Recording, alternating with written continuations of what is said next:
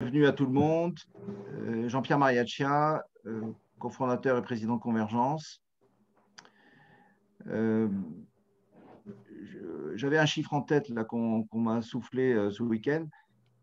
45 milliards de dollars.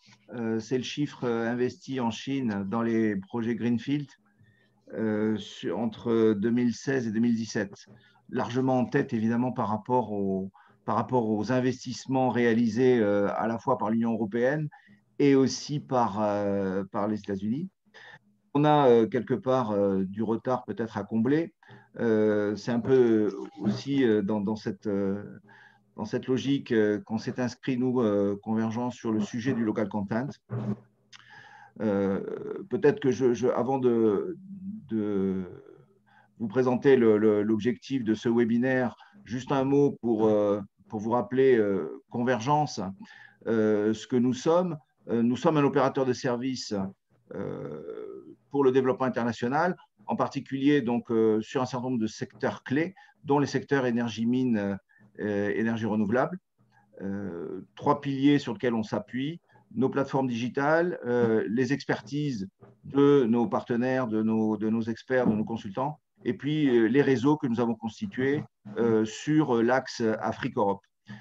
Dans ce cadre-là, nous inscrivons notre action dans, je dirais, les axes d'intervention local content que nous avons définis avec l'ACP. Axe 1, repérer, valoriser les expertises. Axe 2, sourcing de prestataires. Axe 3, faciliter les partenariats. Axe 4, formation et renforcement des capacités. Concrètement, nous apportons des outils digitaux, de la communication, de l'appui opérationnel. Évidemment, en partenariat stratégique avec l'ACP. Jean-Louis, tu veux dire un mot peut-être à ce stade sur l'ACP ou tu en parles après? Tu me parles, je vais prendre la main si tu veux. Non, pas à ce stade en fait, puisque Enfin, je peux d'abord présenter le programme. D'accord, ok. Donc juste un mot là sur l'ACP peut-être? Juste un tout petit mot. Donc, merci à vous d'être là, mais merci aussi à ceux qui sont connectés ou qui vont se connecter d'Afrique, en particulier du Maroc, de l'Algérie, de la Mauritanie et du Sénégal. Voilà, donc nous allons faire un zoom sur ce sujet-là et je vous parlerai de l'ACP un petit peu plus tard. Le sujet sur ce webinaire, bon, comme vous savez, on fait des interventions sur le local content avec l'ACP depuis plus d'1 an maintenant. Le sujet d'aujourd'hui, faire un état des lieux du local content en Afrique en sortie de crise dans les secteurs oil and gas, ENR, et avec un focus spécifique sur le Sénégal et l'Algérie.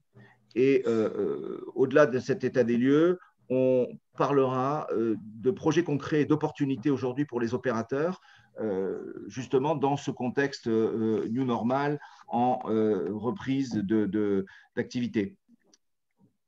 Je présenterai les intervenants, certains vous les connaissez bien sûr depuis longtemps, donc ils se présenteront en fait au fur et à mesure des interventions. Je pense qu'on va faire comme ça va être plus simple. Donc, j'aurai le plaisir à la fois, je dirais, de modérer ce webinaire avec Philippe de la Jouslinière, qui est secrétaire général de l'ACP, s'il est là. J'espère qu'il est là, parce qu'il avait une contrainte forte ce matin. Et puis, j'interviendrai aussi en remplacement de Frédéric Hensminger, qui est expert local content et ex-directeur régional de Afrique du Nord du groupe APAV, qui malheureusement ne pourra pas se joindre à nous ce matin. Donc, je le remplacerai sur la présentation qu'il avait préparée sur l'Algérie. Bien sûr, on aura une séance de questions-réponses. Je vous invite à chaque fois, au fur et à mesure des interventions, à utiliser le chat, donc la conversation, pour poser vos questions. On peut rebondir dessus, soit au fur et à mesure, soit à la fin, si on n'a pas répondu à toutes les questions. Et je remercie un peu tout le monde de couper le son de votre côté pour qu'il n'y ait pas je dirais de pollution sonore, je dirais, pendant que nous présentons. Merci à tout le monde. À toi, Jean-Louis, pour prendre la main sur cette première partie, puisque tu vas nous faire un topo, je dirais, d'un point de situation sur le Local Content Afrique. Je te laisse la main, à toi de… Donc, le premier mot dont je voudrais parler, c'est la crise. On pense à la crise en Afrique, mais on peut penser à la crise mondiale. Nous avons traversé depuis 5 ans, en France en particulier, mais tous les pays pétroliers, une crise importante. Et nous avons été amenés nous ne sommes pas restés inactifs et nous avons lancé notre projet d'accompagnement des spécialistes pétroliers impactés par la réduction d'effectifs.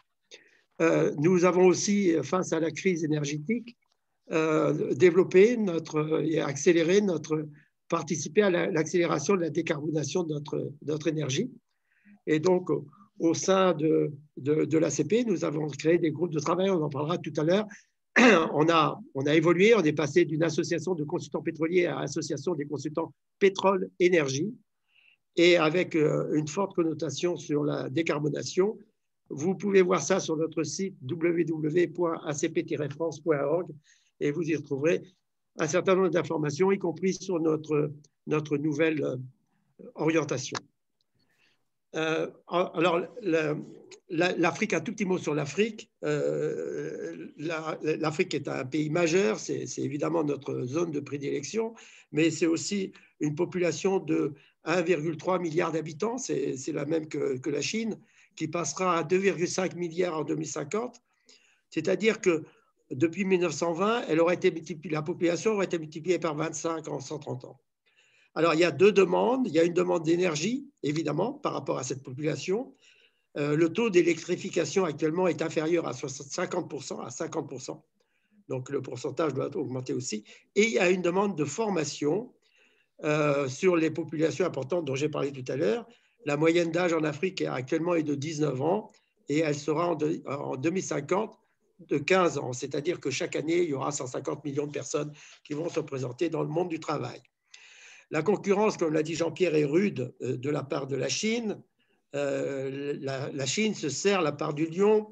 Elle a créé des zones économiques spéciales. Il y en a 200 en Afrique, avec un partenariat particulier des investissements étrangers, avec un succès particulièrement notoire en Éthiopie, en Égypte, au Nigeria. Voilà, donc on est vraiment challengé.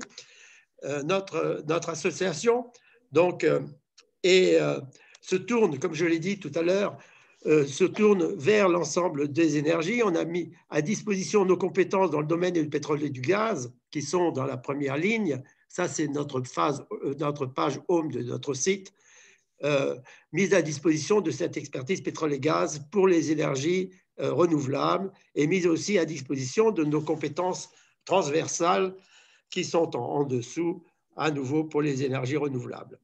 Donc, pour ce faire, nous nous appuyons de 12 partenaires. Il y en a un certain nombre qui sont là. On va en parler plus précisément. Jean-Pierre nous a parlé de sa structure avec son activité de service, de service de connectique, d'informatique, de digital, l'axe Europe-Méditerranée-Afrique.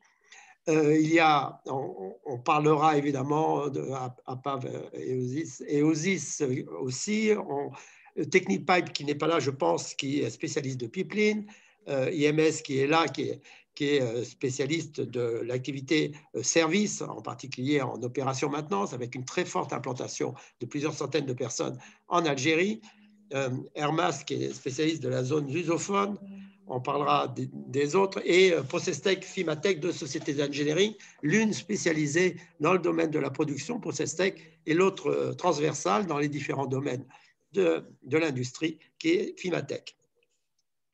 Eh bien, je vais juste zoomer sur Safié comme exemple de la transition énergétique.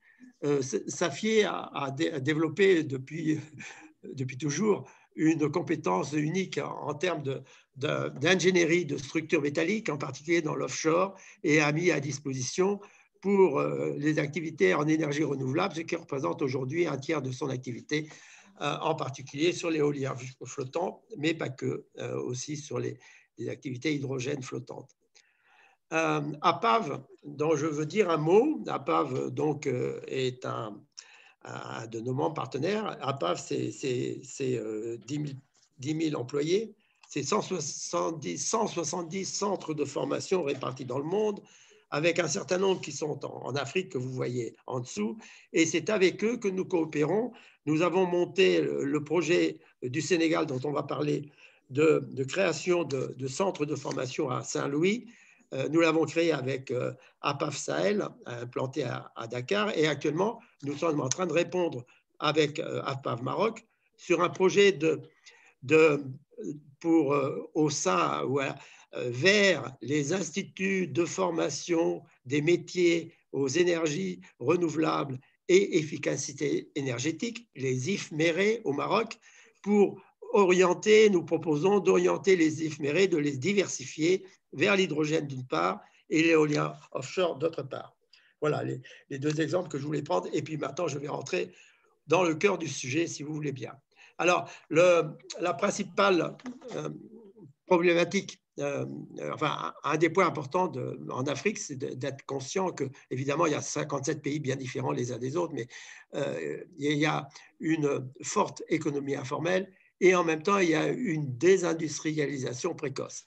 Alors, vous avez les différents pays de par le monde qui sont représentés ici, avec leur évolution dans le temps, et on voit que les pays africains, en zone subsaharienne, ont vécu un maximum d'industrialisation, c'est-à-dire la partie du secteur manufacturier en termes de contribution du PIB, qui a atteint un pic un petit peu supérieur à 10%, alors que la majorité des pays sont allés au-delà de 20%. Donc, il s'agit pour réindustrialiser le pays, il s'agit de trouver des moyens pour booster ce secteur manufacturier qui est important en termes d'emploi, évidemment, avant de se concentrer, évidemment, vers le tertiaire, qui, de toute façon, va arriver et va continuer à se développer. Alors, développer ce secteur manufacturier, évidemment, l'idée pour les pays, c'est de profiter des grands projets comme catalyseurs, de déclencheurs de leur secteur manufacturier. Et c'est ça leur objectif. Ce n'est pas de participer, de faire un coup comme ça pour rien pendant 2 ans et de créer des compétences qui après vont disparaître parce qu'il n'y aurait pas de besoin. L'idée, c'est de démarrer quelque chose et en même temps de créer des compétences pérennes. C'est compliqué. Alors, c'est pour ça que les attentes en local contact des différents acteurs sont très différentes et il va falloir fédérer tout ça. En tout cas, il faut les connaître. Les compagnies internationales oil and gas, elles veulent maintenir la production, elles veulent réduire leurs coûts, être sélectifs dans les projets en particulier, livrer à temps, qualité, sécurité, évidemment en particulier sécurité, partenariat avec leur supply chain, c'est-à-dire le réseau des parapétroliers dont nous faisons partie en France. Et vous, membres partenaires en particulier. Ce réseau de supply chain a pour objectif de gagner, d'exécuter les projets, de réduire les coûts, d'attirer des talents, de se lancer vers des outils numériques et évidemment l'énergie, la transition énergétique, et de faire face à une compétition forte. On a parlé de la Chine, non seulement à cause de la solution financière, mais aussi à cause des coûts qui sont particulièrement difficiles à atteindre, mais il y a aussi d'autres pays qui ont des solutions financières très attractives. En face de ça, les gouvernements, leur premier objectif, c'est la sécurité des personnes, la sécurité alimentaire, la sécurité du travail, la diversification économique dans leur secteur, c'est-à-dire le renouvelable, l'agriculture, le tourisme, l'attraction des investissements. En fait, à nouveau, le local content est considéré comme un catalyseur de la réindustrialisation du pays. Ça, ce n'est pas moi qui le dis, c'est le groupe de travail que nous avons au sein des Volen, dont je fais partie, ainsi qu'à beaucoup de parapétroliers français, qui travaillent sur le sujet depuis 3 ans, sur essayer de comprendre le local content. Et vous trouvez sur le site un certain nombre d'éléments de réflexion que j'ai remis sur le site.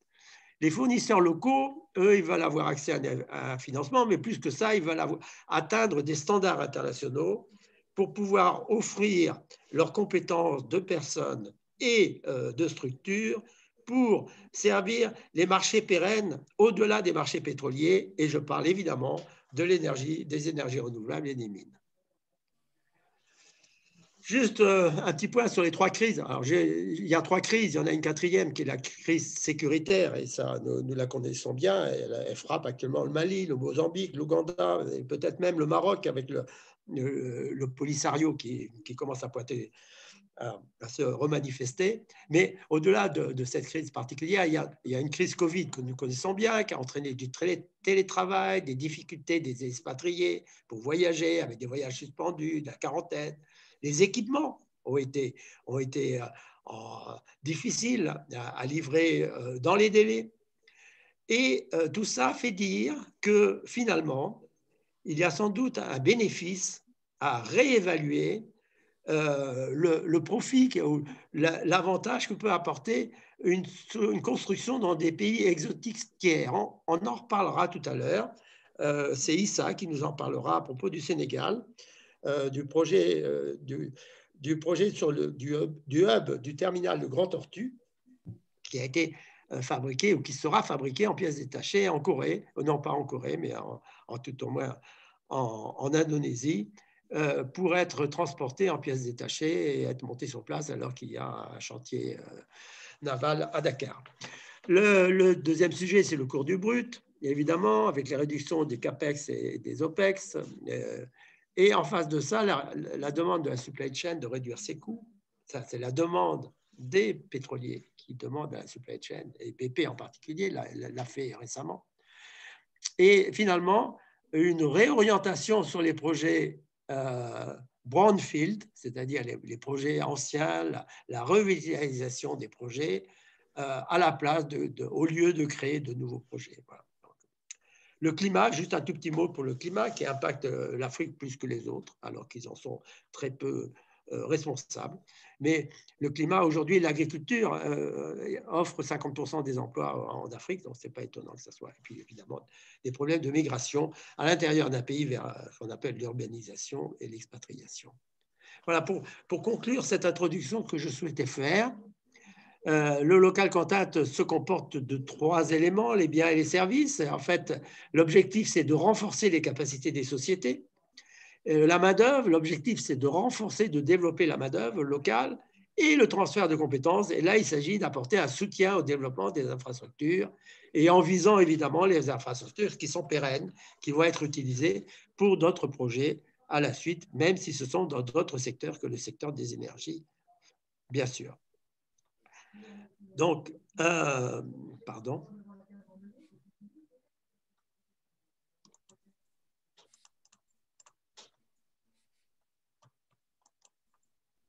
Bon, voilà. Là, évidemment, il y a des menaces à court terme.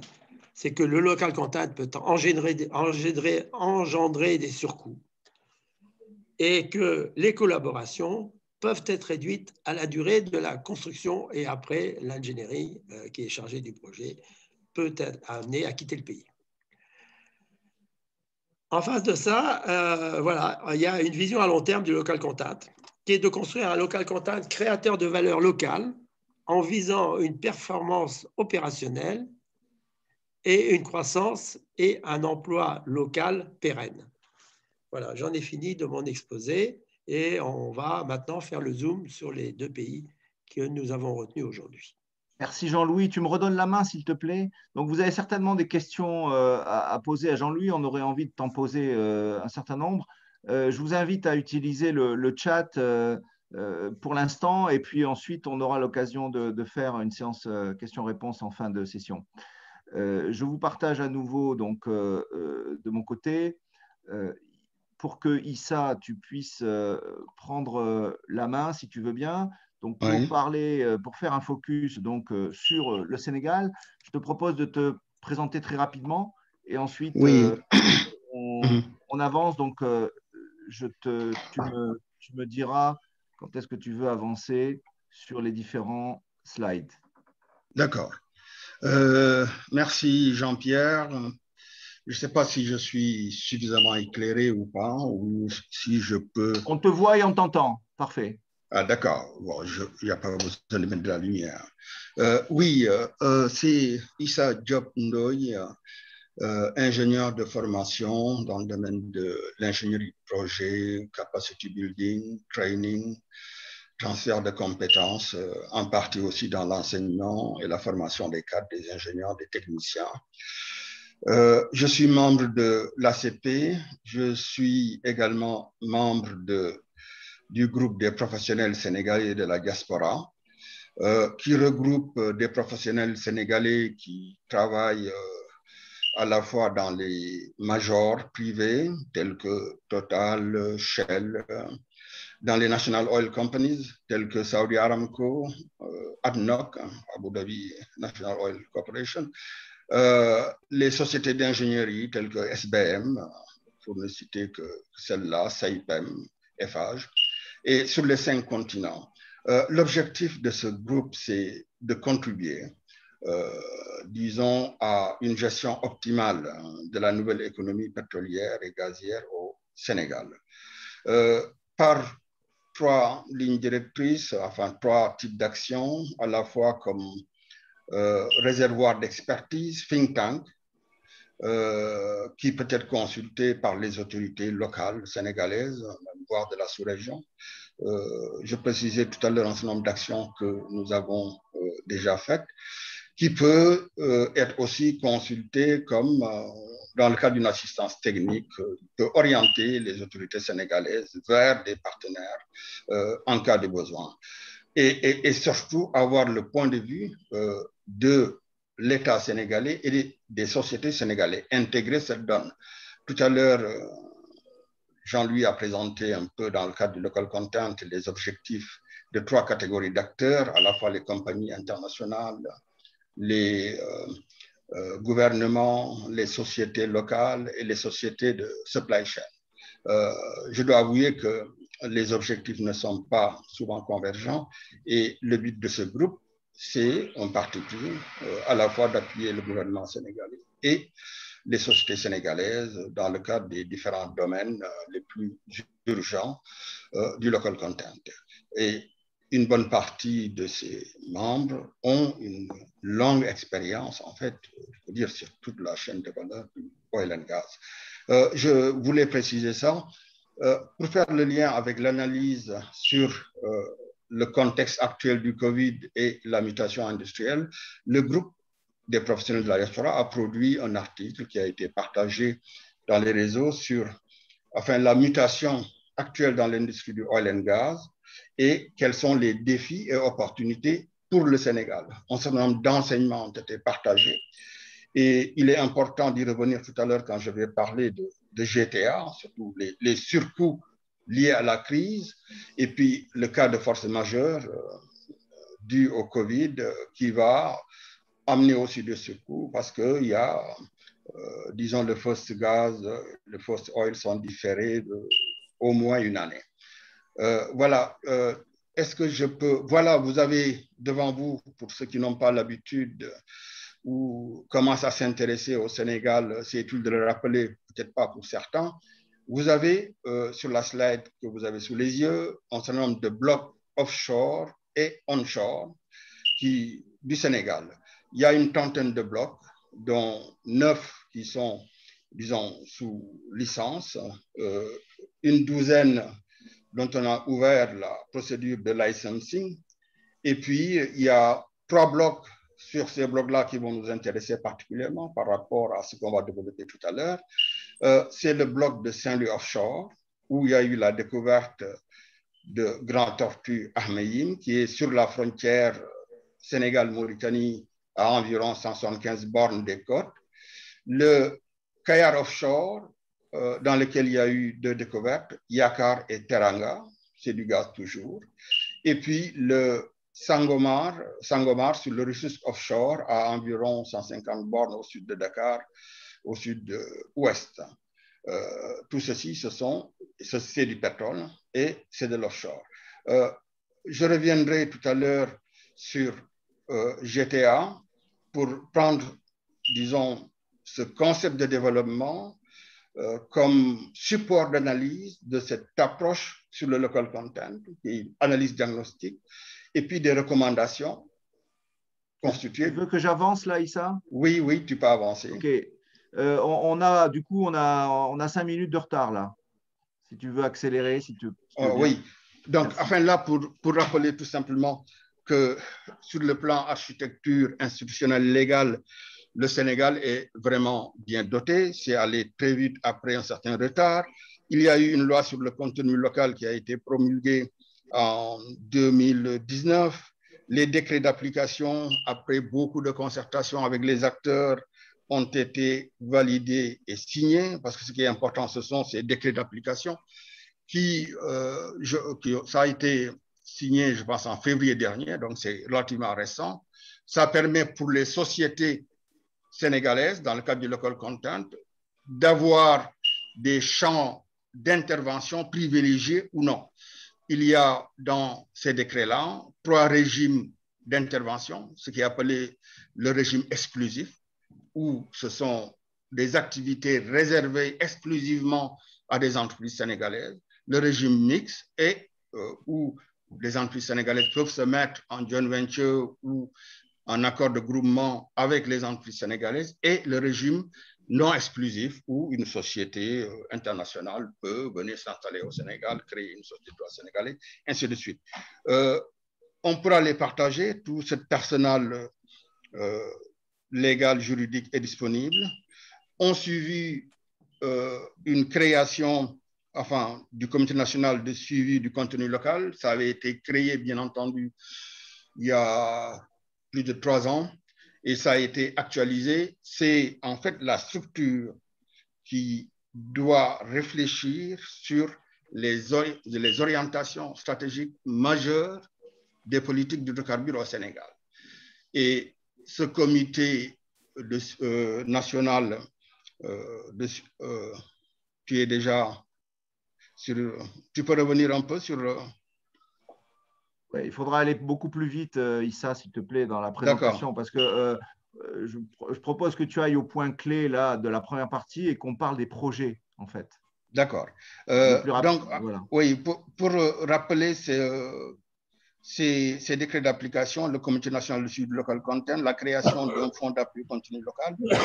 Tout ceci, tout à l'heure, lapsus, c'est le comité d'orientation stratégique du gaz qui a été créé il y a 3 ans et qui a contribué à la création de ces 2 structures-là, le Comité national de suivi du contenu local et la création d'un fonds d'appui au contenu local. En ce qui concerne l'architecture administrative proprement dite, il y a le comité d'orientation stratégique dont je parlais tout à l'heure, il y a le ministère, il y a la Société nationale Petrosen et une société publique qui est la Société d'électricité du Sénégal, la Sénélec, qui est en ligne, bien entendu, avec le ministère. Je peux mentionner aussi une société où l'État est fortement actionnaire, qui est la SAR, la Société africaine de raffinage. Je ne vais pas m'appesantir sur l'architecture administrative et légale. On aura l'occasion de revenir dessus ou bien de partager un certain nombre de documents là-dessus. Tu peux passer à la slide suivante. Et oui. Après, on passe directement au projet, hein, si tu veux bien. D'accord. On n'a pas le temps de traiter le reste, finalement. D'accord. Le groupe des professionnels de la diaspora sénégalaise a contribué par le biais d'un article qui est partagé sur le site. Le lien est laissé sur les slides pour ceux qui veulent le consulter, tout comme le précédent article. Concrètement, il y a eu des actions proposées où l'État sénégalais peut rapidement, disons, répondre à ces questions-là. La première recommandation, avoir une liste de fournisseurs sénégalais qualifiés sur tous les services et produits disponibles. L'État y a répondu en partie par la mise en place, il y a quelques semaines, d'une plateforme numérique qui est le cadastre pétrolier du Sénégal, qui était d'ailleurs un des objectifs de l'initiative pour la transparence des industries extractives. L'ITIE avait demandé dans la norme 2019 au Sénégal afin de créer cette structure qui, entre autres, pourra permettre à tous les acteurs qui interviennent sur le Sénégal d'avoir le minimum d'informations à la fois sur l'amont, à la fois sur les entreprises. Nous partagerons aussi le lien de cette plateforme numérique qui est récente. Il faut savoir aussi qu'il existe une plateforme des opérateurs privés, APPI, qui est mise en place par Invest in Africa. Explorer l'idée d'un partenaire local obligatoire, ça existe dans certains pays. Je pense que c'est une manière de soutenir le local content. Imposer un quota de Sénégalais parmi les équipes dirigeantes des sociétés étrangères installées au Sénégal, c'est le cas aussi dans beaucoup de pays. Ça permet à la fois un transfert de compétences et l'intégration, je pense, de l'expertise nationale dans ce qui se fait dans le pays. La nécessité d'avoir des experts sénégalais dans tous les organes de l'État. Il est vrai que pour un nouveau pays producteur, il y a un certain nombre de compétences qui manquent cruellement sur l'offshore, sur les aspects légaux des négociations des contrats. On a dû faire appel à de grands cabinets internationaux pour pallier à ces difficultés-là. Avoir quelques ingénieurs de Petrosen sur les chantiers en cours, tout à l'heure, Jean-Louis l'avait abordé, très peu de local content sur Grand Tortue Ahmeyim, les chantiers se trouvent en Chine, Technip FMC, qui est en charge du FPSO, a contracté avec certains fabricants, certaines sociétés d'ingénierie, de services, pour les différentes infrastructures. Le FPSO sera fabriqué en Chine, en grande partie. Le seul impact réel sur les sociétés locales, c'est Eiffage qui va se charger de la construction d'une jetée afin d'appontement. On brise lame qui va permettre, disons, aux méthaniers d'accoster sur une jetée. Saipem aussi est impliqué dans cette activité-là, mais une bonne partie des infrastructures liées à ces infrastructures-là, dont certains auraient pu être fabriqués au Sénégal, le seront en Indonésie. Et je pense que ça montre la difficulté qu'avait l'État sénégalais au tout début, par manque de professionnels, à mettre en avant un certain nombre d'éléments importants pour les sociétés sénégalaises.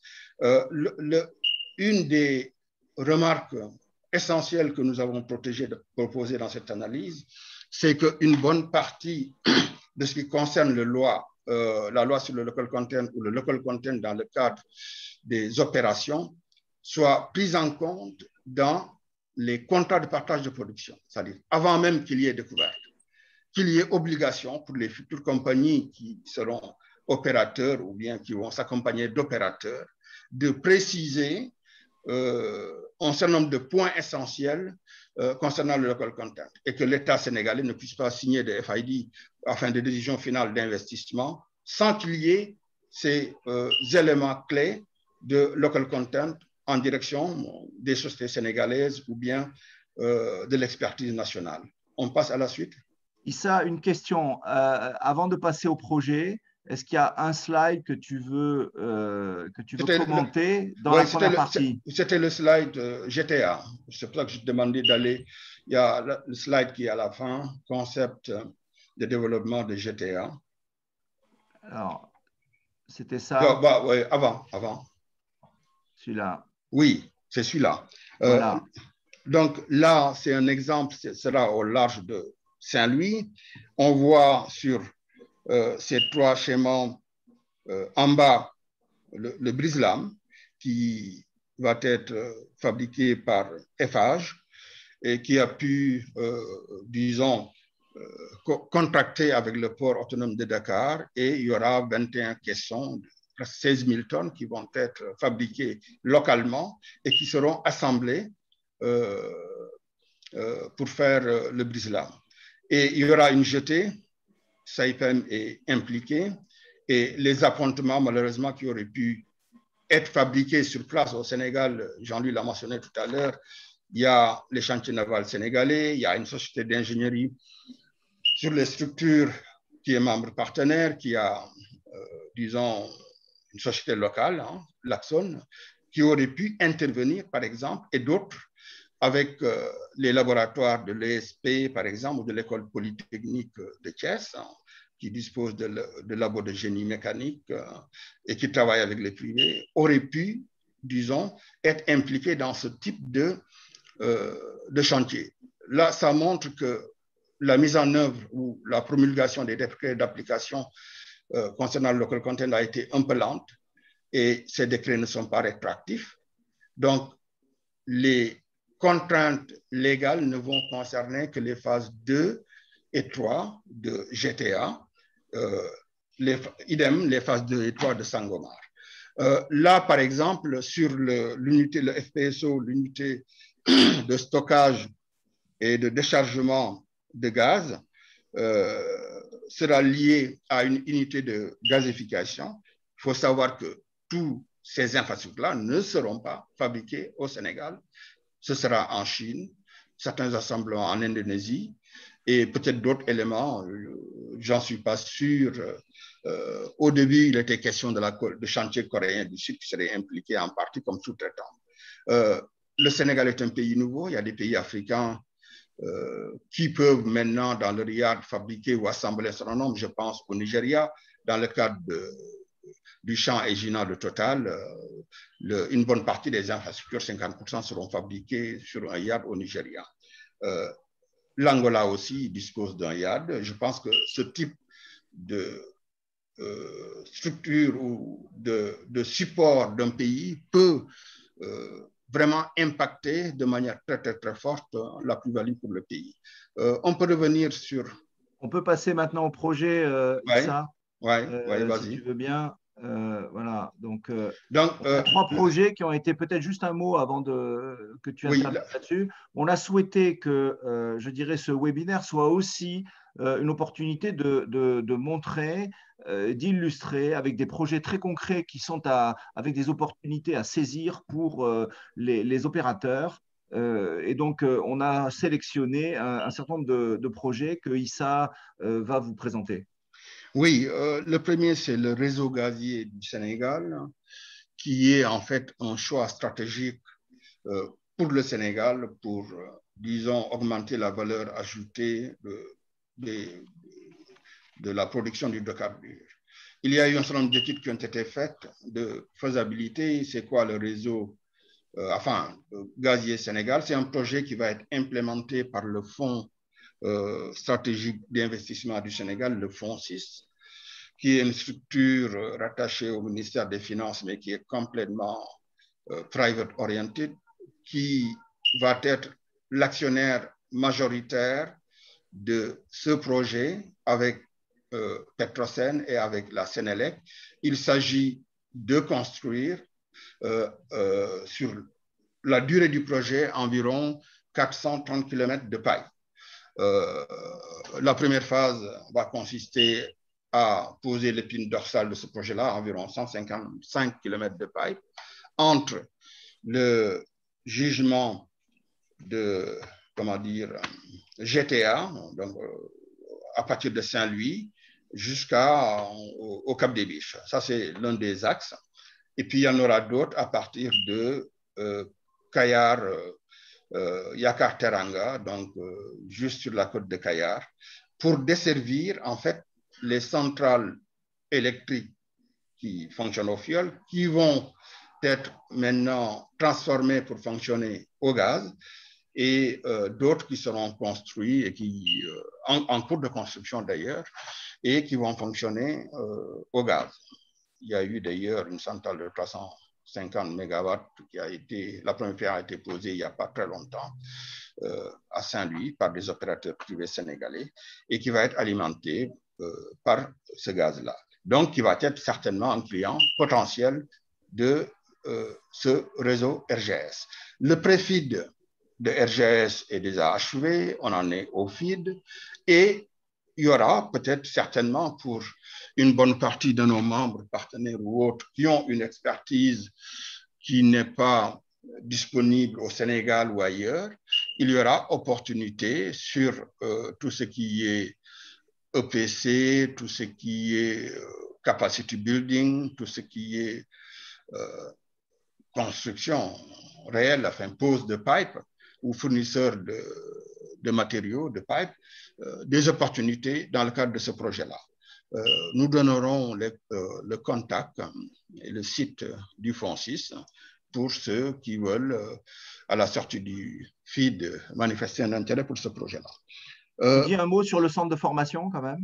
Oui, le centre de formation, j'aimerais bien que tu passes à la dernière slide suivante. Oui, c'est un centre de formation des métiers du oil and gas dont la vocation est de former des techniciens, surtout du oil and gas.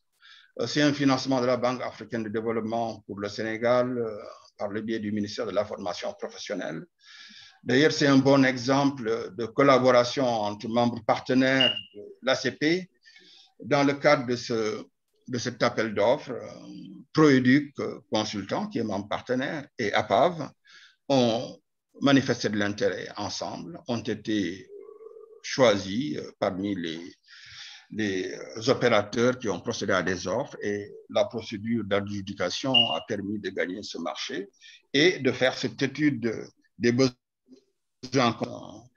à laquelle j'ai participé avec Jean-Louis et d'autres qui sont peut-être en train de suivre, qui a permis, dans le cadre de mapping, d'identifier les besoins en formation en s'appuyant sur un échantillon d'une vingtaine d'entreprises du secteur, quand même, qui couvrent environ 10 000 professionnels. Ça a permis de faire des projections de besoins de 2021 à 2026, les besoins réels en profil de techniciens. Cela nous a amené à proposer, d'ailleurs, dans le cadre des cursus, enfin des curricula de ce centre de formation. Tu peux passer à la slide suivante. Si tu...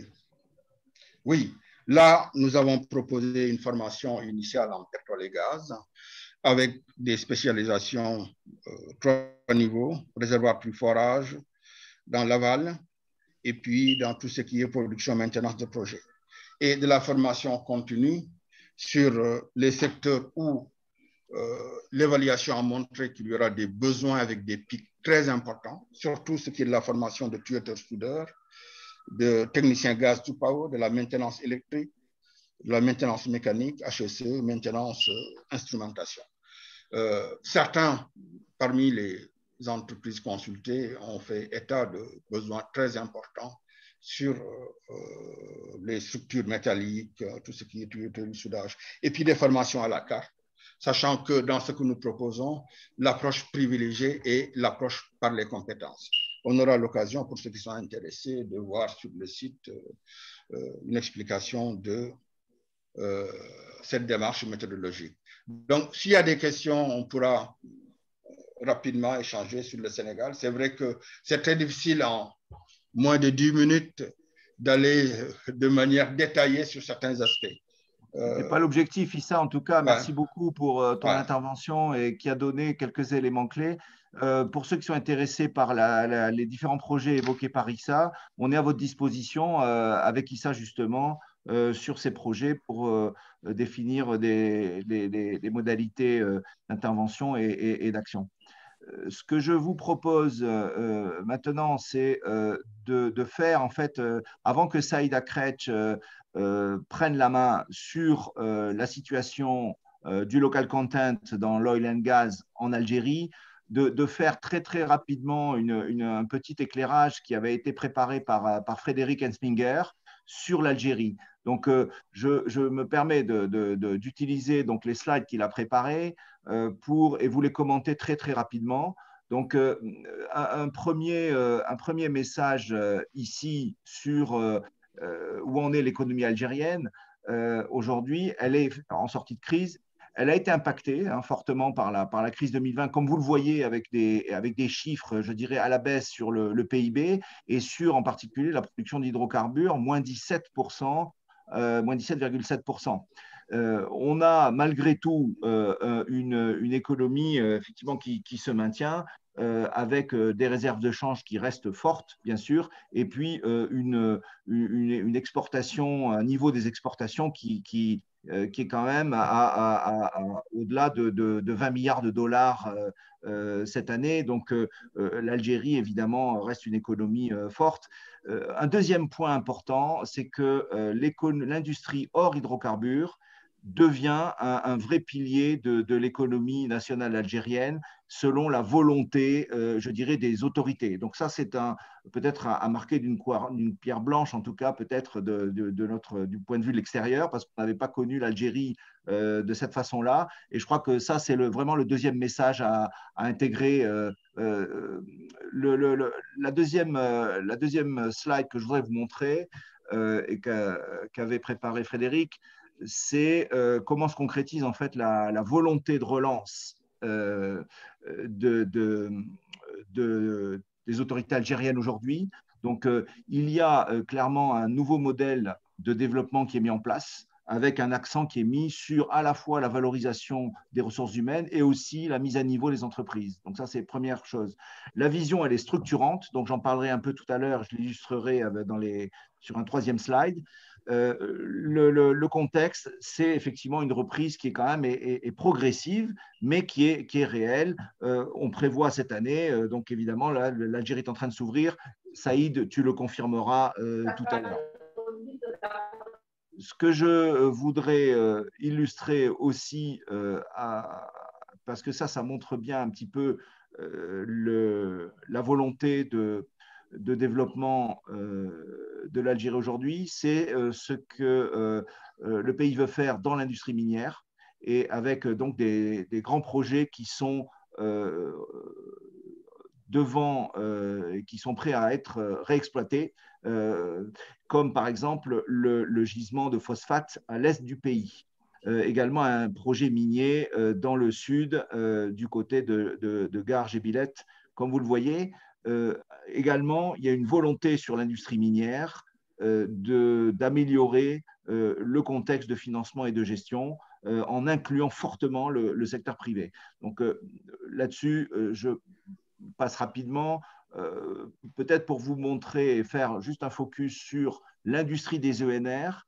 Saïd, tu en rediras plus tout à l'heure, mais il y a vraiment aujourd'hui une mise en place d'institutions, d'organisations nouvelles en Algérie, avec le commissariat aux industries renouvelables, aux énergies renouvelables, pardon, qui est donc la création d'une institution structurante, la création d'un ministère de la transition énergétique et des énergies renouvelables, et puis ceci est concrétisé par des programmes très ambitieux d'électricité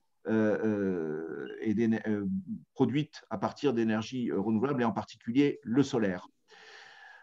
Ce que je voudrais tout de suite, vous retrouverez, donc je ne vais pas le commenter, peut-être si il y avait sur ce sujet-là un choix fortement qu'ont fait les autorités, c'est de mettre un coup de pouce, donner un coup de pouce à la formation professionnelle. Est-ce que là, Jean-Louis, tu veux illustrer ce slide-là, comme on l'avait évoqué? Oui, alors on peut s'imaginer que l'Algérie dispose par son système universitaire où il y a plus d'un million d'étudiants qui sont inscrits. Et du reste, ProEduc Consultant, dont Issa a parlé tout à l'heure, est fortement impliqué sur des projets d'approche par compétences pour développer des universités plus focalisées vers des métiers.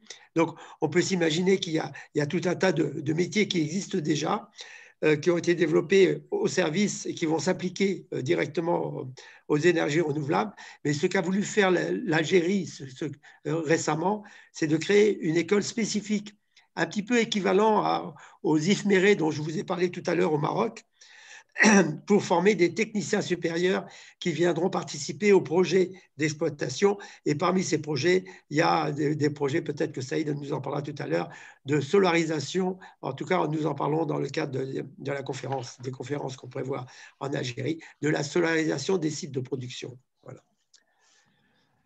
Saïd, à toi de prendre la main pour nous parler du local content dans l'oil and gas en Algérie. Donc, en 10 minutes, si tu veux bien, avant qu'on parle ensuite des projets et des opportunités à saisir justement sur l'Algérie. Peut-être ce serait bien Merci. Que tu puisses te présenter très rapidement, si tu veux bien.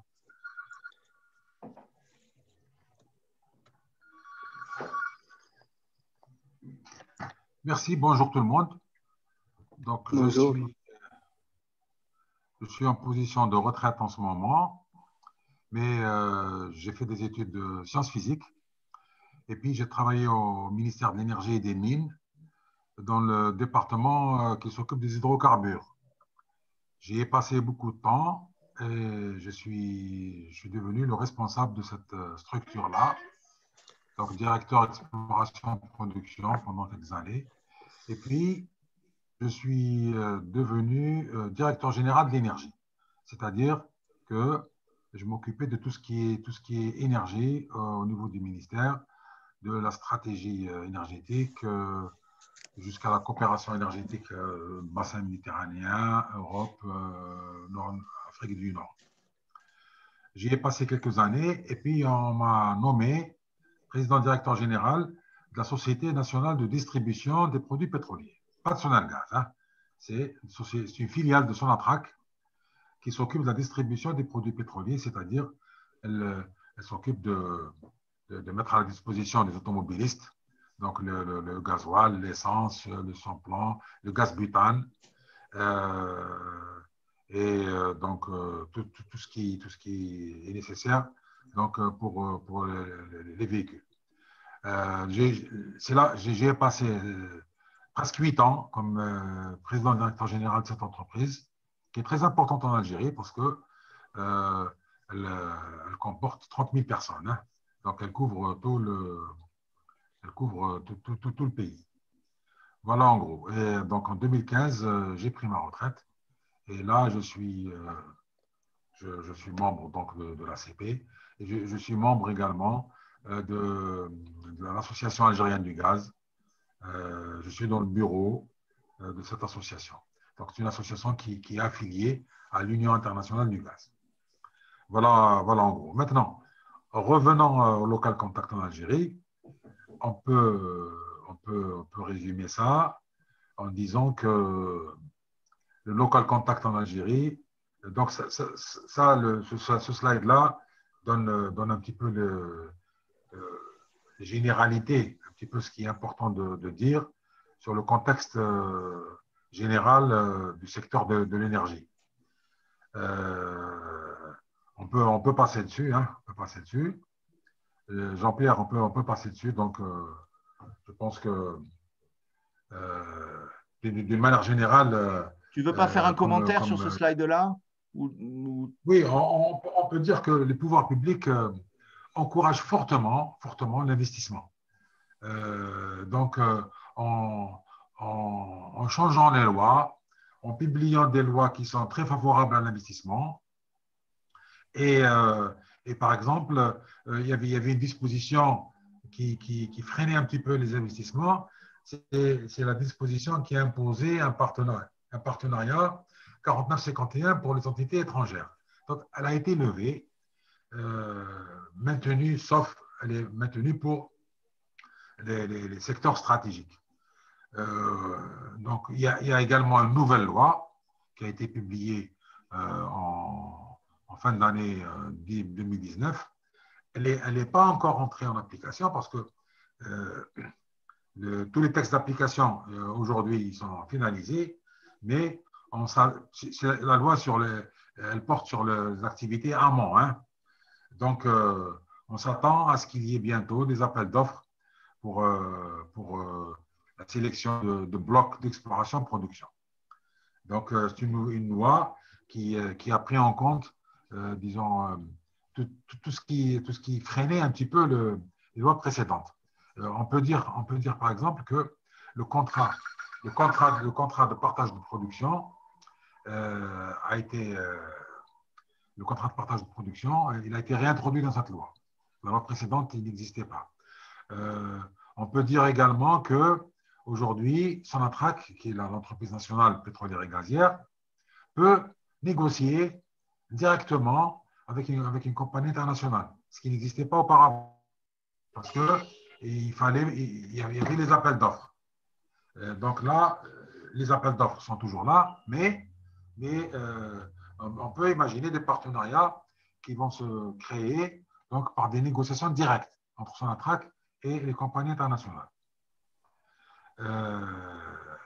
Bon, maintenant, donc, on peut passer donc rapidement sur le local contact.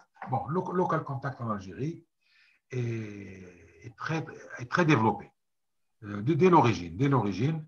Donc, ceux qui ont construit le secteur du pétrole, donc, ont pensé à développer un local contact. C'est-à-dire que donc, il y a des entreprises de forage et des entreprises de géophysique il y a des entreprises de construction, il y a des entreprises donc, qui contribuent donc à l'activité pétrolière. Il y a plein d'entreprises. Mais ce n'est pas suffisant. Ce n'est pas suffisant parce que Local Contact demande énormément d'activités et fait appel à énormément de filières. Et donc, c'est là où il y a un domaine d'intervention qui est ouvert. Donc, ça, dans le classique, dans les activités classiques, activités opérationnelles classiques de l'industrie du pétrole, d'exploration-production. Maintenant, Local Contact peut intervenir dans les activités nouvelles. Les activités nouvelles, c'est quoi? Par exemple, il y a des changements, un petit peu des orientations en ce qui concerne les hydrocarbures. C'est que les gisements classiques, les gisements conventionnels, elles comportent un potentiel de développement de Local Contact, mais les nouvelles activités, on veut améliorer le taux de récupération des gisements, on veut attaquer les petits gisements. Il y a plein de petits gisements qui ont été découverts, c'est des puits de découverte, mais ils sont fermés parce que le volume n'est pas important. Donc, aujourd'hui, on s'intéresse à ces gisements-là. Donc, on va développer ces nouveaux gisements. La maintenance, bien sûr, la maintenance, parce que beaucoup de gisements vieillissent, donc l'aspect maintenance est très, très, très, très important. Il y a maintenant, on s'oriente, parce que les gisements classiques, faciles à découvrir avec une sismique, facile à découvrir, la plupart ils sont découverts. Là, aujourd'hui, on s'oriente vers les gisements complexes, qui font appel à beaucoup de savoir-faire, à beaucoup de technologies, à beaucoup de recherches scientifiques. Donc là, c'est un nouveau domaine. Donc, au niveau des études, au niveau de l'engineering, au niveau des logiciels, au niveau des services pétroliers. Bon, ça c'est au niveau des hydrocarbures. Maintenant, il y a un champ nouveau qui s'ouvre, tout à fait nouveau, c'est l'efficacité énergétique. L'efficacité énergétique, c'est un champ énorme sur lequel il va falloir se pencher. Et il y a également les énergies renouvelables, parce que la consommation interne du gaz naturel et des produits pétroliers est en train d'augmenter fortement. La population augmente, la demande augmente, le développement économique aidant, les demandes en énergie augmentent presque 10% par an. Donc, et ça, c'est une demande d'énergie fossile. À ce rythme-là, il va être difficile de faire face à cette demande, tout en maintenant l'exportation des hydrocarbures, parce que l'Algérie, la présentation qui m'a précédé avait mis l'accent sur le fait que l'économie du pays repose en majorité sur les hydrocarbures.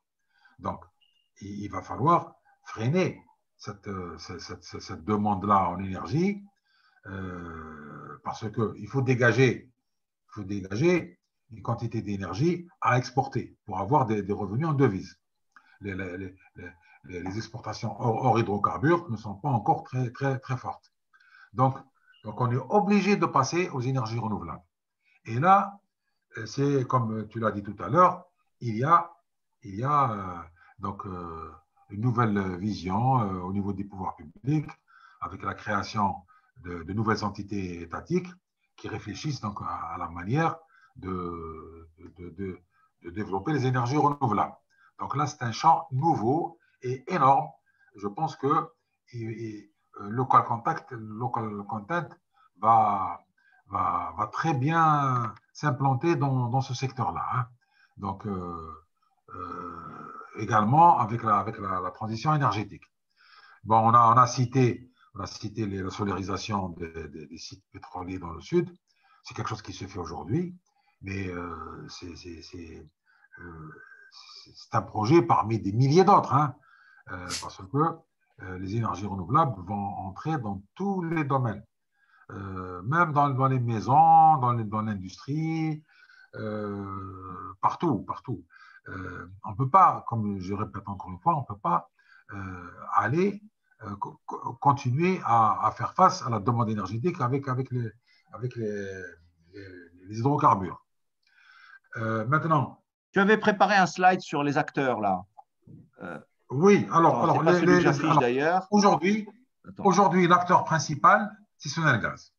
Sonelgaz, c'est la Société nationale d'électricité et du gaz. Elle distribue le gaz, elle distribue l'électricité. Donc, c'est cette entité-là à qui on a historiquement, on a chargé de s'occuper des énergies renouvelables. Mais les résultats, Sonelgaz, elle a beaucoup de travail à faire dans le domaine du gaz et dans le domaine de l'électricité. Donc, c'est elle qui a démarré l'industrie des énergies renouvelables, mais ce n'est pas suffisant. Il faut qu'il y ait d'autres acteurs. Donc, là j'ai cité le cluster. Le cluster, c'est un regroupement d'opérateurs. Qui ont des capacités, qui se regroupent, qui discutent entre eux, et c'est une force de proposition, et ils sont en train de créer un contenu local qui veut vraiment aller de l'avant. Dans ce cluster-là, donc les opérateurs, il n'y a pas que ce cluster-là, il y a plein d'autres entreprises qui sont là, elles veulent se lancer, parce que il y a même des entreprises qui opèrent dans d'autres créneaux, elles voient qu'il y a possibilité de développement dans ce domaine-là, elles veulent s'y mettre. Même les entreprises de travaux dans les hydrocarbures, elles veulent aller vers les énergies renouvelables. Donc, pour placer des panneaux solaires, c'est à leur portée. Maintenant, il y a des instituts, pratiquement toutes les universités algériennes ont un département où il y a des chercheurs qui font du travail sur les énergies renouvelables. Par exemple, le CDER, là sur le slide, c'est le CDER, ça veut dire que c'est le Centre de développement des énergies renouvelables. C'est un centre qui est très dynamique, qui invente, qui crée des procédés, et il est là pour supporter donc l'industrie, ceux qui veulent travailler dans le domaine des énergies renouvelables.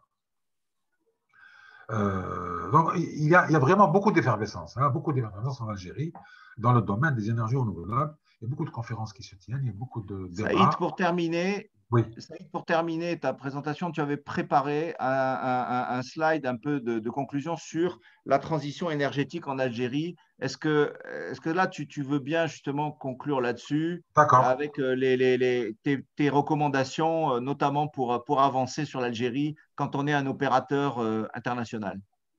Oui, moi je dis que il faut être plus présent faut être plus présent. Le potentiel est là. Le potentiel ne demande qu'à être exploité. Maintenant, il faut être présent. Il faut être présent. Donc, pour l'ACP, la présence, elle se fait, par exemple, il y a la foire d'Alger. Chaque année, je visite la foire d'Alger. C'est impressionnant le nombre d'entreprises qui viennent. Elles viennent pas uniquement de Chine, elles viennent de tous les pays du monde, elles viennent même d'Afrique. Donc, il faut être présent dans cette foire-là. Il y a régulièrement des conférences qui se tiennent focalisées sur des secteurs bien déterminés, par exemple sur les énergies renouvelables, sur l'efficacité énergétique. Donc, il faut être présent dans ce domaine-là. Je pense que c'est facile pour les entreprises membres de l'ACP, parce que la langue française, elle est pratiquée en Algérie, donc le message peut passer rapidement. Si les Chinois et les Indiens font passer leur message, les entreprises européennes peuvent le faire passer beaucoup mieux, je pense. Maintenant, il est recommandé de faire des partenariats, parce que ça facilite les interventions.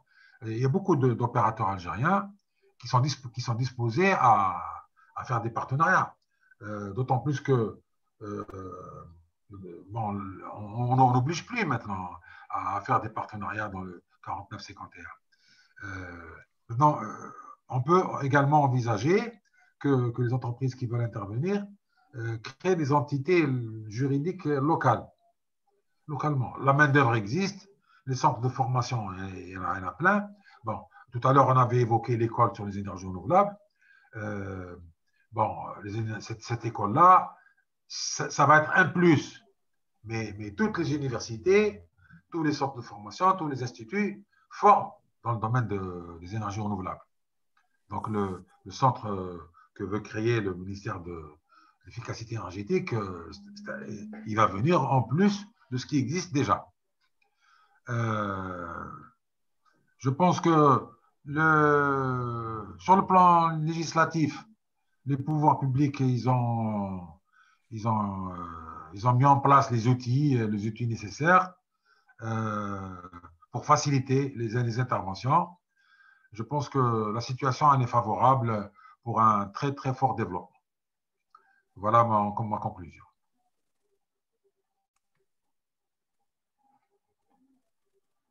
Je t'entends pas, hein? Jean-Pierre, ton micro. Ouais. Excusez-moi, j'avais oublié de mettre mon micro.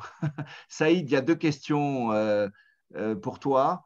Ou plutôt une question-intervention en fait de Safié qui dit finalement compte tenu des enjeux de la décarbonation, il y a de nouveaux acteurs oil and gas qui sont en train d'émerger. Et est-ce que ça, en Europe en tout cas, est-ce que ça peut être le cas sur l'Algérie? Est-ce que le marché algérien, d'après toi, peut accueillir de nouveaux opérateurs qui, dans leur démarche, intégreraient les enjeux de la décarbonation? Et puis, deuxième question, oui, une précision, la distribution en Algérie, est-ce que c'est Naftal? Oui. Bon, pour la première question, c'est évident. C'est évident, mais aujourd'hui, les hydrocarbures constituent le revenu principal de l'État. C'est une mono-exportation. Mono-exportation, hydrocarbures en général. Mais à l'intérieur des hydrocarbures, il y a le gaz, il y a le GNL, il y a le gazoduc, les 3 gazoducs qui vont vers l'Europe. Mais on est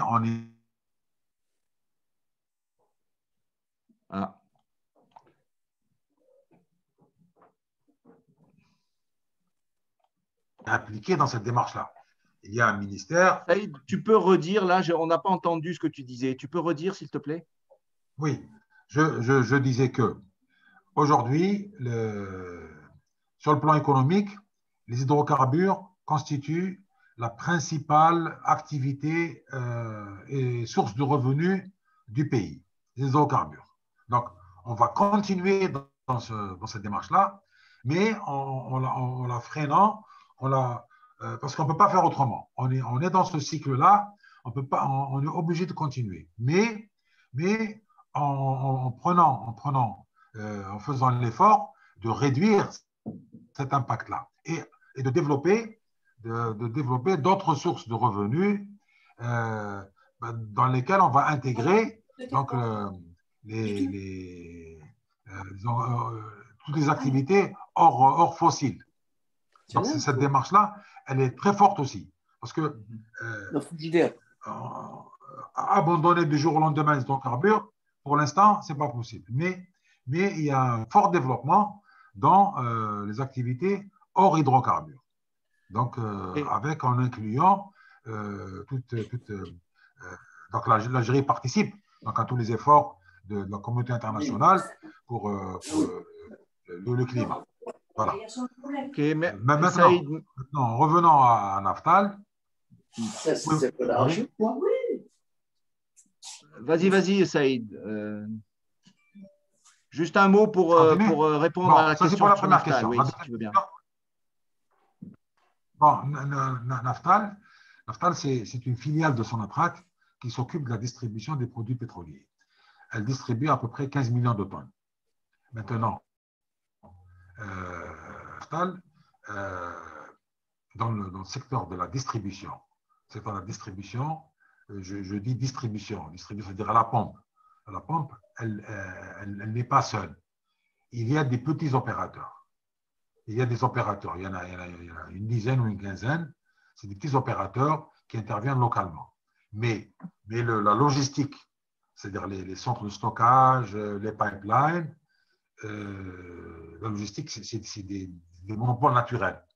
Donc, ils appartiennent à Naftal, mais ils sont ouverts, ils sont mis à la disposition des distributeurs.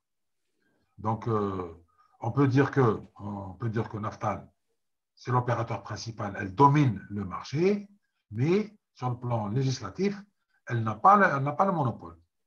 Elle a un monopole de fait dans la logistique, c'est-à-dire les centres de stockage et les pipelines. Donc, elle a une cinquantaine de centres de stockage, un peu moins, parce que dans les centres de stockage, il y a les centres de stockage, disons, de premier ordre, ils appartiennent tous à Naftal. Dans les centres de stockage secondaires, il y en a plein qui appartiennent à Naftal, mais il y a des opérateurs privés. Voilà, en gros. Je ne sais pas si j'ai répondu à la question. Hein. Je ne t'entends pas, Jean-Pierre. Merci beaucoup, Saïd, pour ton intervention. Est-ce qu'il y a tout de suite, là maintenant, une dernière question pour Saïd en direct parce que je préfère qu'on la pose maintenant si vous en avez une. Pas de questions? Oui. Bon, bah, écoute, merci beaucoup, Saïd. Je peux apporter encore un élément d'information? Vas-y. Je peux apporter un élément d'information? Vas-y. Le fonctionnement des opérations, le fonctionnement de l'industrie, des marchés, etc. Donc, en Algérie, le système d'appel d'offres est opérationnel. Hein. Donc, c'est un système qui a été mis en place et qui est encore là.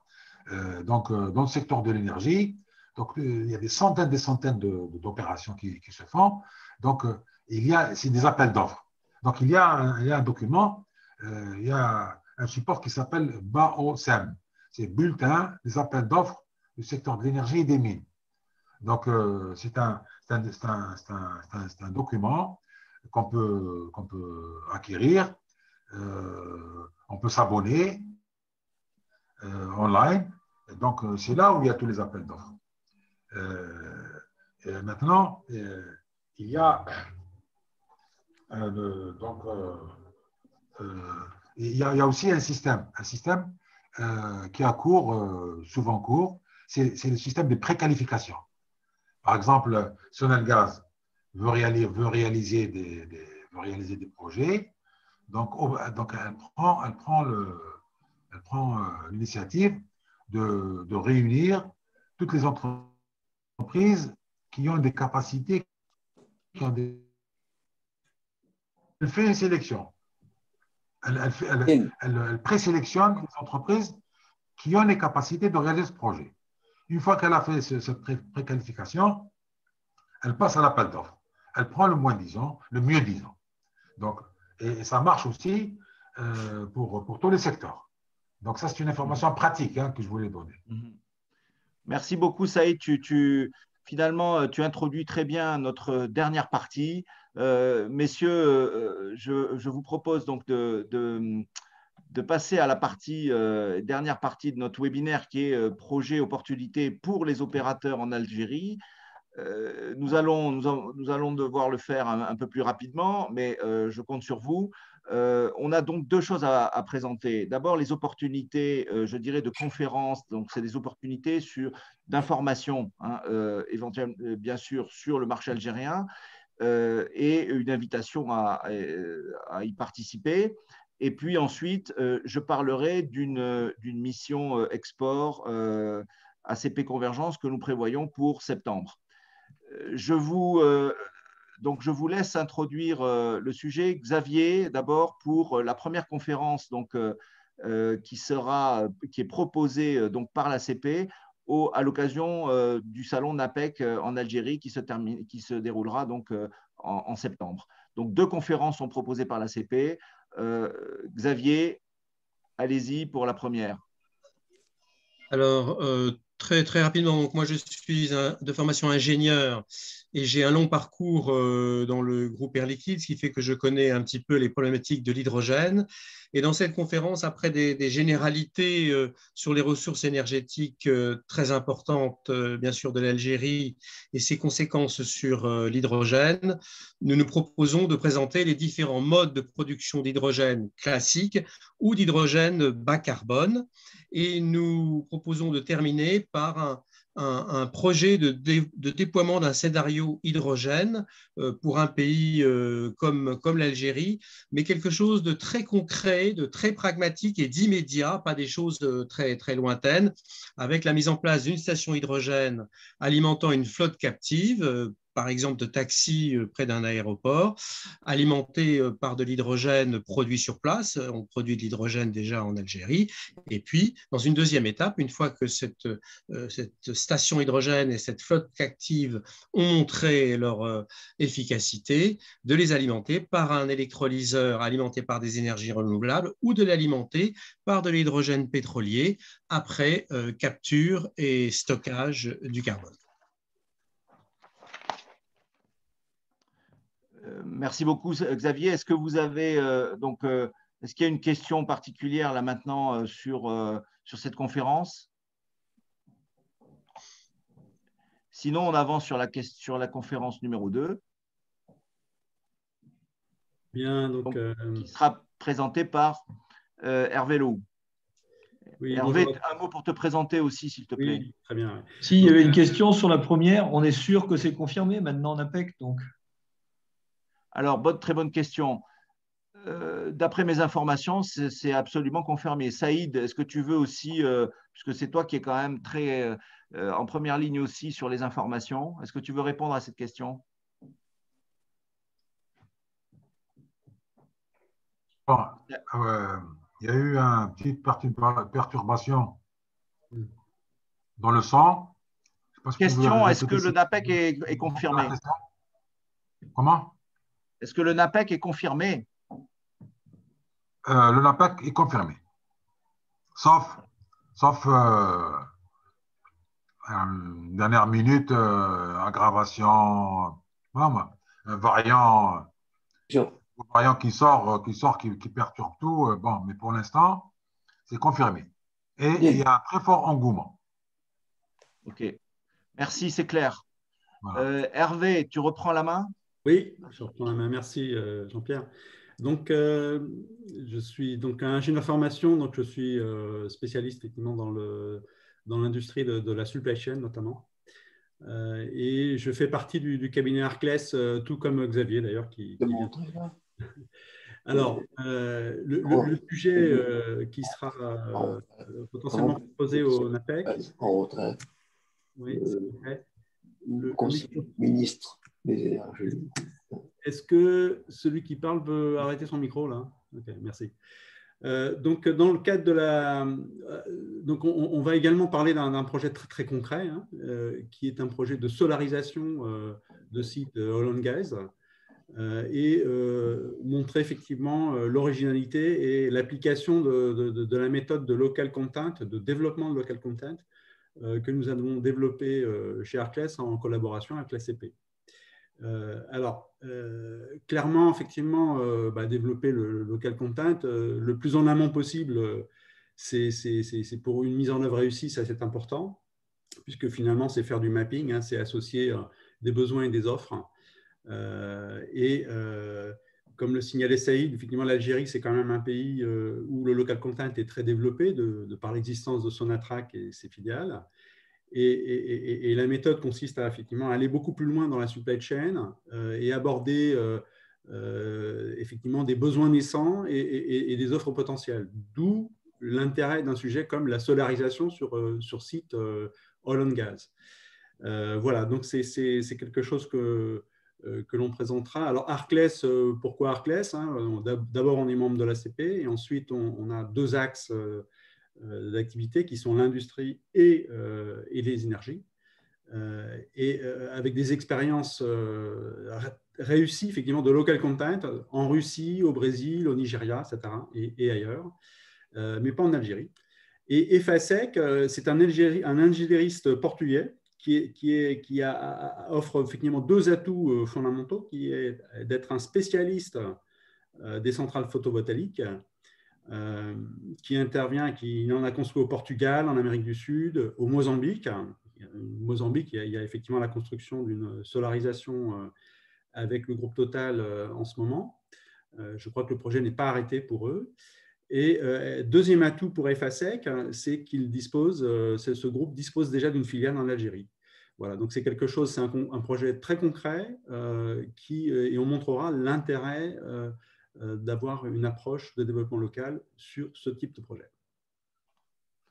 Merci beaucoup, Hervé. Est-ce que là, peut-être, il y a une question tout de suite à poser sur ce sujet, sur la conférence à Hervé? Bon, ben, écoutez, vous avez un peu de temps en utilisant le chat. Je voudrais très rapidement conclure avec la deuxième opportunité qu'on propose, qui est proposée aux opérateurs pour l'Algérie cette année. C'est donc la mission collective que l'on a appelée ACP Convergence, donc mission collective Algérie, du 27 au 30 septembre.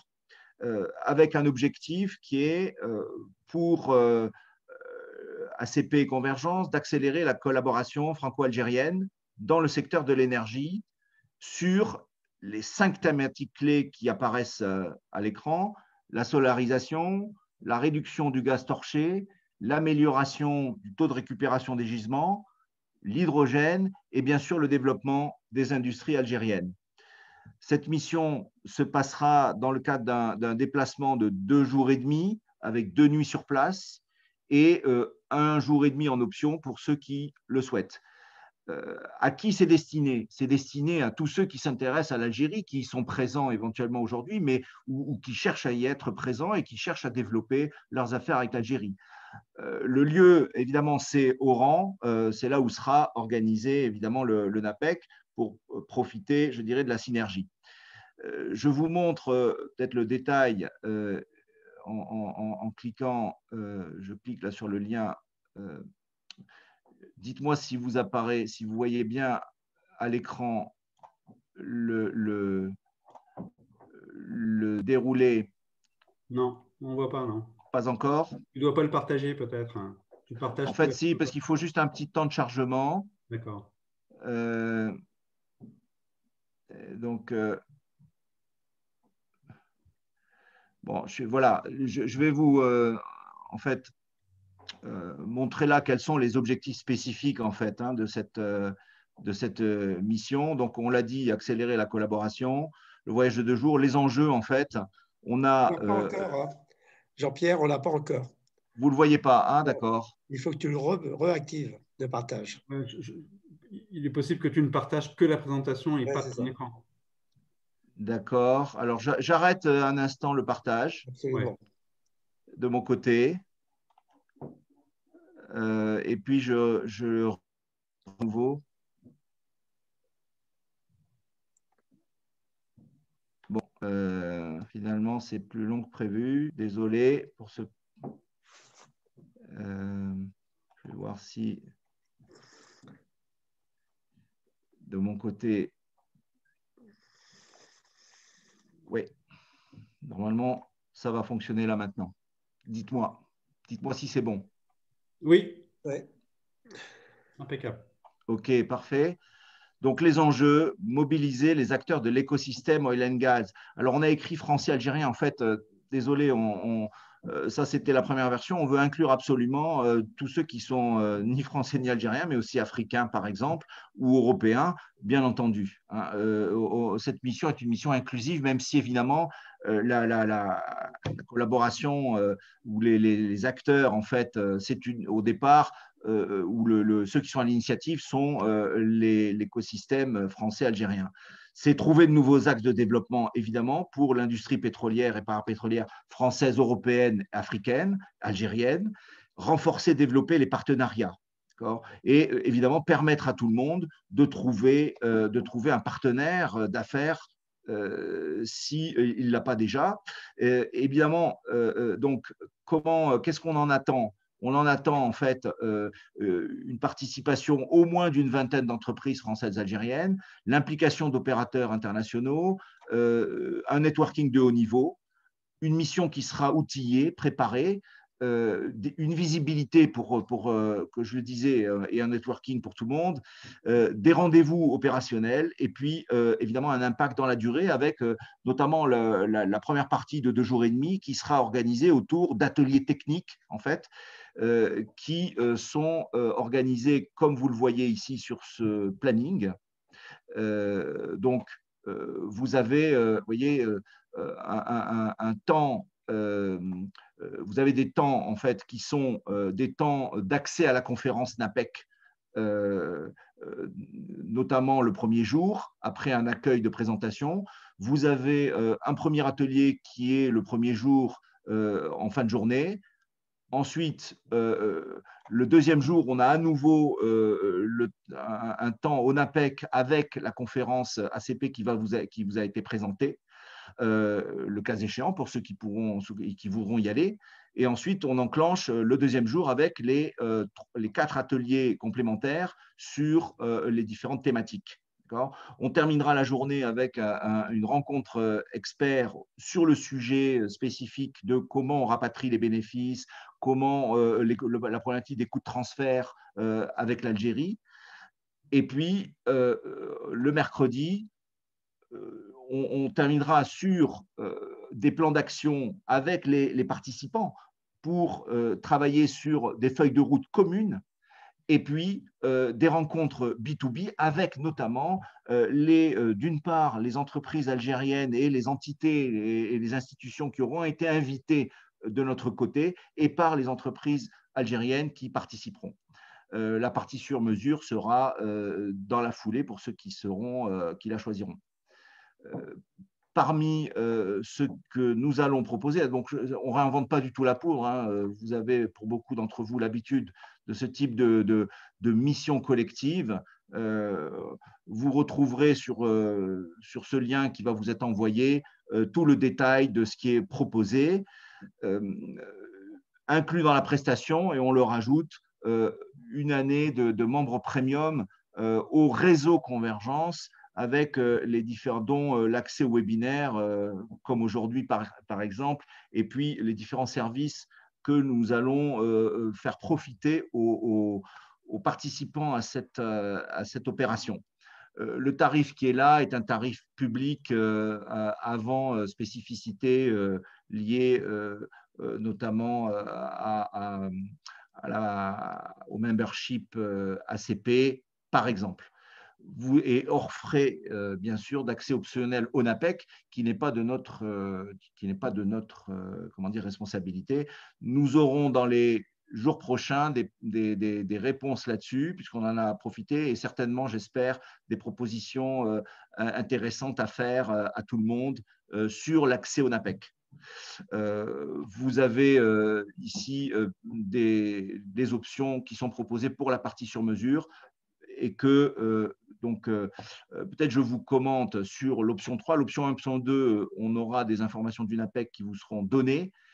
Sur l'option 3, ce que nous proposons, c'est véritablement une recherche spécifique de partenaires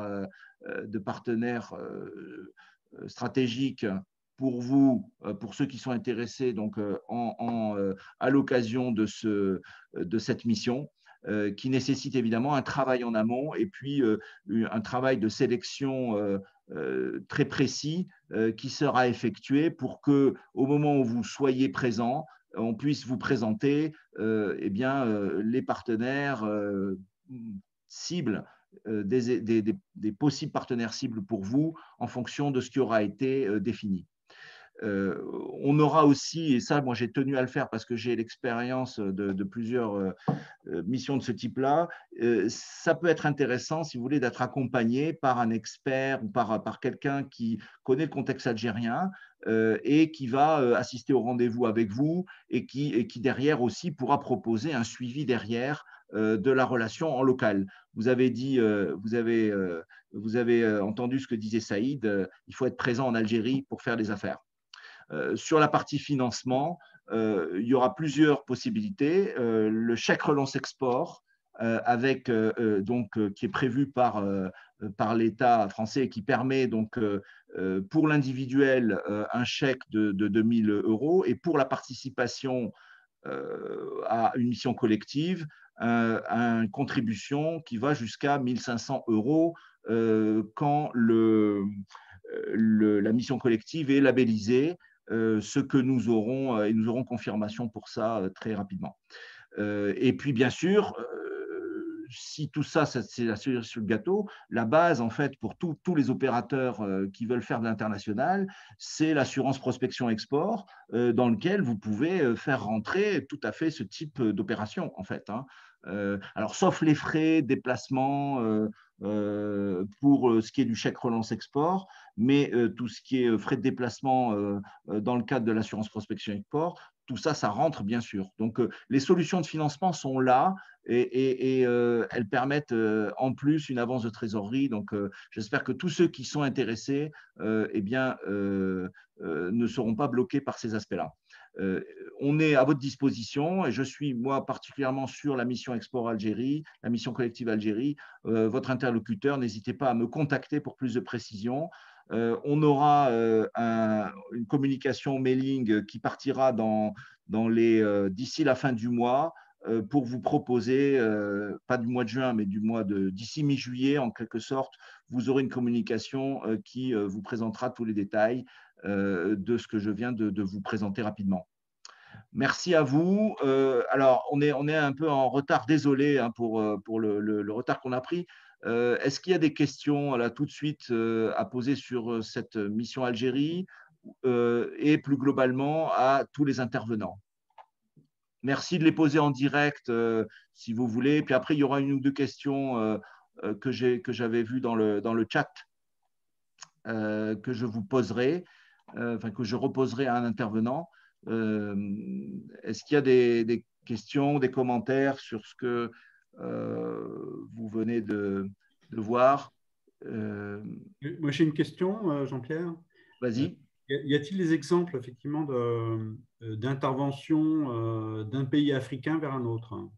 Parce que c'est facile, effectivement, d'intervenir de Chine, d'Europe, etc., donc des États-Unis, etc.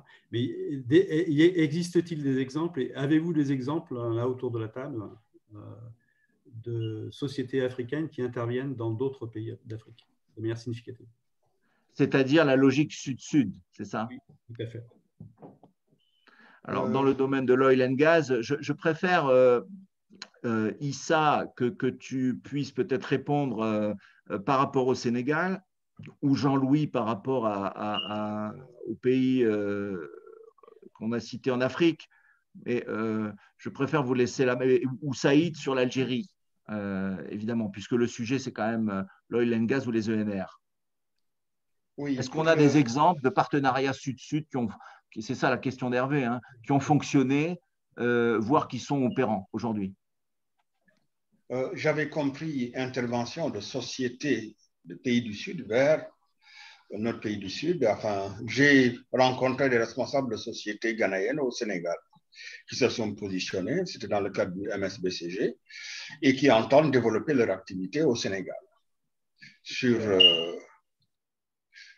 C'est le seul cas que j'ai vu au Sénégal. Et bien, la Sonatrach aussi, qui était venue dans le cadre d'un événement qui était le Dakar Petrogaz Expo et qui est intéressé par le Sénégal sur des projets de raffinerie ou bien d'usines de bouteilles à gaz, parce qu'il y a un déficit très important dans ce secteur au Sénégal. On peut, Jean-Pierre, Vas-y, Philippe. On peut citer effectivement le Ghana, en plus avec ses chantiers navals qui permettent des constructions, j'allais dire, relativement proches du Sénégal, voire de la Mauritanie, plutôt que d'aller un petit peu plus loin. Mais au Nigeria, comme l'a dit Isa, il y a sur Snake Island des grandes possibilités qu'ont utilisé d'ailleurs Total. Et par ailleurs, il faut quand même se rappeler que d'une manière permanente, le Maroc aime bien trouver des partenaires européens pour aller chasser en Afrique. Oui. La chambre de commerce, enfin, certaines chambres de commerce au Maroc, marocaines, recherchent des partenaires européens, voire français, pour aller voir leurs confrères en Afrique et proposer des services communs. Il est à noter, et je le rappelle pour ceux qui n'étaient pas là, que le Maroc, au niveau solaire thermique, est la première installation mondiale. Donc, une référence dans l'art de la chose.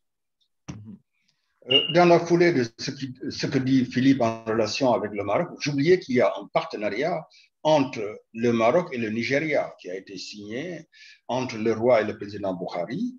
C'est le prolongement du West African Gas Pipeline. Il y a un pipeline qui va du Nigeria jusqu'au Ghana, en passant par le Bénin et le Togo, qui a mis beaucoup de temps à être construit et qui est actuellement opérationnel avec beaucoup de difficultés. Actuellement, il est question de prolonger ce pipeline jusqu'au Maroc. Et oui, dans le cadre de la rivalité entre pays aussi, l'Algérie a un projet transsaharien de pipe depuis le Nigeria. Disons, c'est un peu une contre-proposition à la proposition marocaine. Et c'est dans les cartons depuis quand même pas mal de temps. J'oubliais ce type de coopération tout à l'heure par rapport à la question qui a été posée. Est-ce que, Ed, de Safié, est-ce que, je sais que en fait, vous avez une grande expérience, notamment au Sénégal, hein, et que vous avez bâti là-bas un centre d'expertise. Est-ce que là, c'est pas aussi, vous pouvez pas illustrer, je dirais, cette logique sud-sud dont on parlait avec la question d'Hervé Lohou? Merci pour ça. Je pense que la première chose, c'est que nous, on a 5 ingénieurs qui travaillent au Sénégal dans notre bureau là-bas et ça passe super bien, ils sont super compétents et je pense que tout est une question de confiance et c'est beaucoup, beaucoup, beaucoup moins cher qu'ailleurs. Le local content, c'est normalement, je ne parle pas de local content, c'est un travail fait dans le pays, ça va être 20-25% de le prix qui est fait en Europe, clairement. Donc, quand les gens parlent de local content, que c'est plus cher, je ne comprends pas comment ils font leurs calculs. Je dis ça clairement. Ça m'apparaît aberrant. Donc, c'est ridicule même. Je dis ça clairement. Donc, je pense Sénégal pour les Sénégalais, Afrique pour l'Africain. Et nous, on peut apporter beaucoup parce qu'eux, ils nous apportent énormément. C'est eux qui sont le premier marché du monde dans 25 ans. C'est ça, c'est un vrai échange. Oui, voilà, qui doit avoir lieu. Les besoins sont énormes là-bas. Nous, on a de plus en plus des accords avec les gens. Ça développe petit par petit, mais le principal, c'est la confiance dans le gouvernement sénégalais en eux-mêmes et que tout le monde donne les contrats sur place qui peut être fait par les gens normalement sur place. Ça peut être fait. Le cadre le plus difficile, c'est le cadre humain pour donner à les gens un futur à long terme et pas par 6 mois, 1 mois, 9 mois. Donc, nous, on investit depuis 3 ans et ça prendra 5 ans, 10 ans, 15 ans, on continuera. Et je pense qu'il y a les gens, ils sont mieux que nous, si je peux dire. C'est pas Alors, pire. moi, je voudrais illustrer ce point.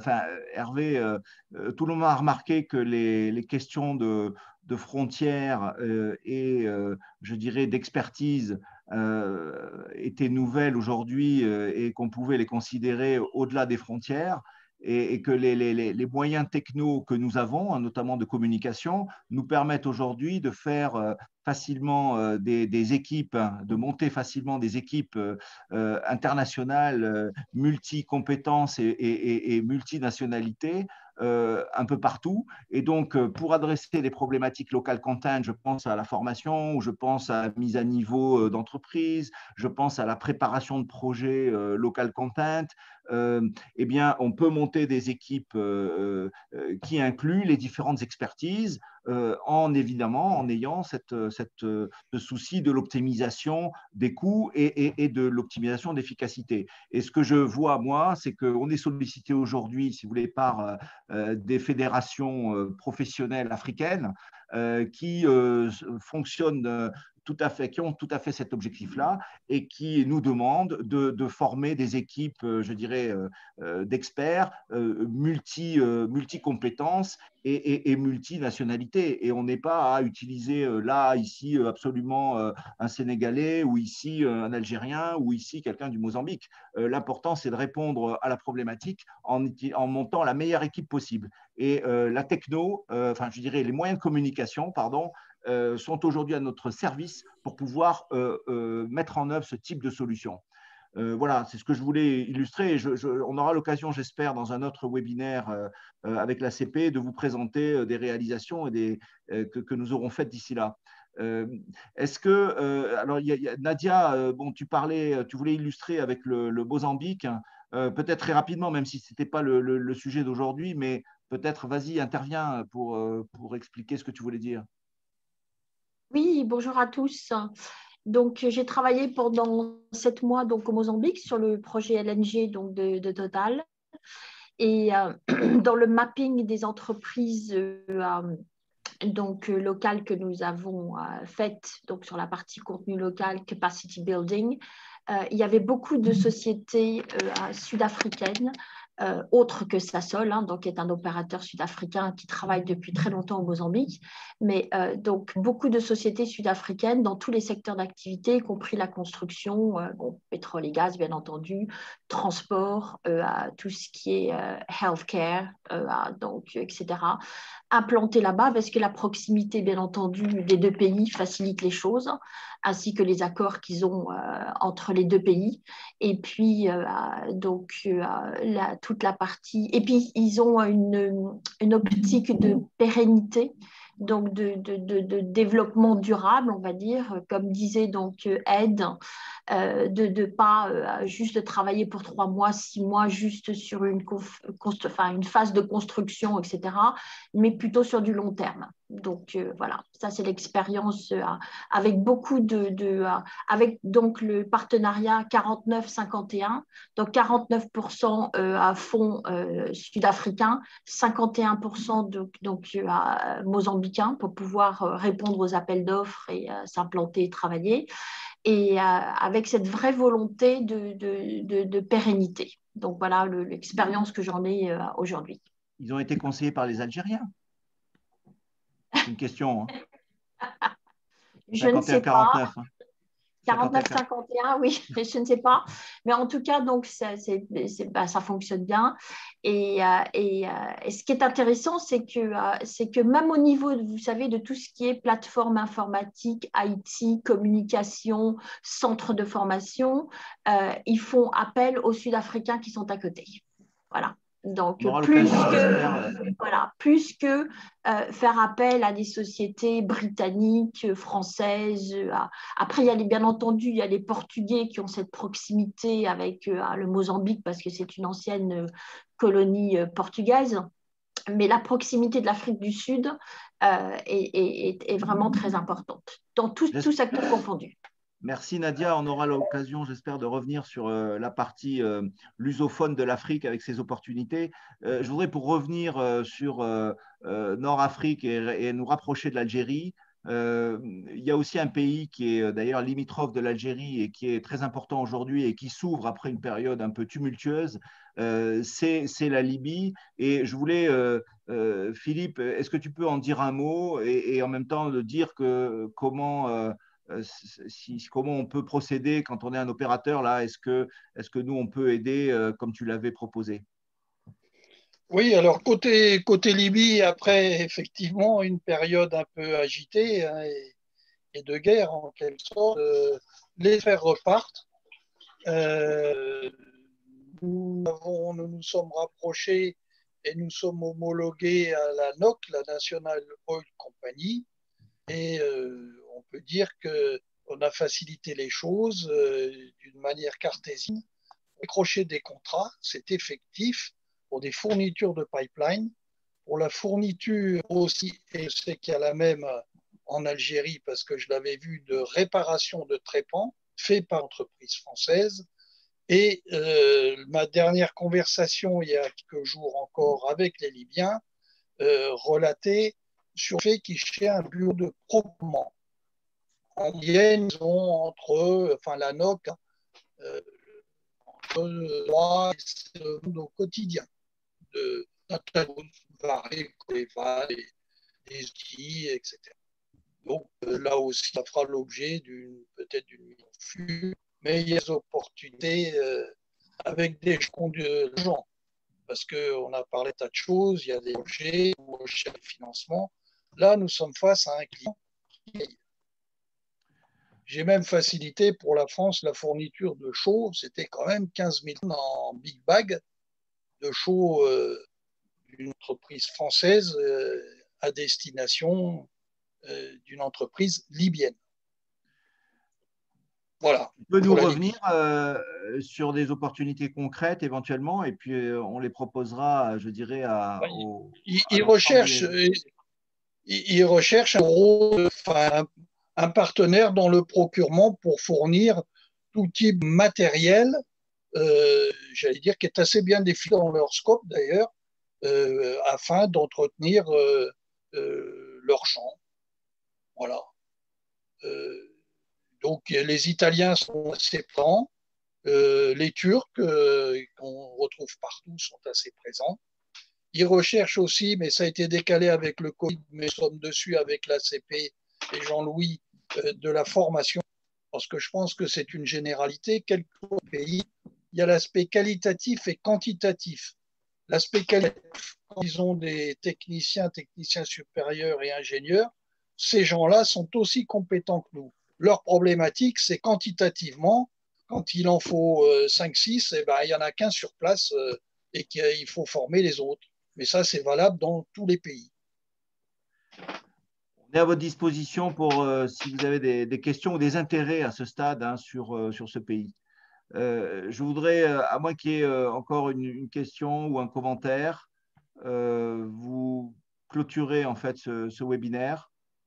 Je voudrais remercier tout le monde, bien sûr. Merci à Jean-Louis, merci aux intervenants, merci à l'équipe Support Convergence. Merci à vous tous pour votre présence et puis vos réactions et vos contributions. Désolé pour le petit retard, mais voilà, ça fait partie des aléas. On est à votre disposition pour évidemment les opportunités dont on a parlé. Et bien sûr, vous recevrez là dans la foulée de ce webinaire un mail récap avec le replay et le support du webinaire et bien sûr les informations dans un deuxième temps sur la mission Algérie et les informations NAPEC si on a, nous, des propositions à vous partager et à relayer auprès de vous. Merci à vous. Jean-Louis, peut-être tu as un mot de clôture. Oui, merci Jean-Pierre, mais merci à vous qui avez eu la patience de rester. Voilà, ce que je voulais vous dire, c'est que le sujet de l'Algérie est un sujet fondamental pour nous. Nous l'avions identifié en Assemblée générale en janvier 2019 et nous avions décidé à ce moment-là, on avait focalisé nos interventions sur le local contact en Algérie. Et à partir de là, on a fait un push auprès du NAPEC pour que je puisse y faire en mars 2019 une conférence au NAPEC sur le local contact en Algérie. C'est à ce moment-là que j'ai eu le plaisir de rencontrer Saïd Akretch, qui était le modérateur du panel que j'ai animé. Depuis, donc ça va faire 3 ans. Depuis 3 ans, nous tournons autour de l'Algérie. Nous avons couvert d'autres pays, mais nous avions toujours en ligne de mire ce développement en Algérie.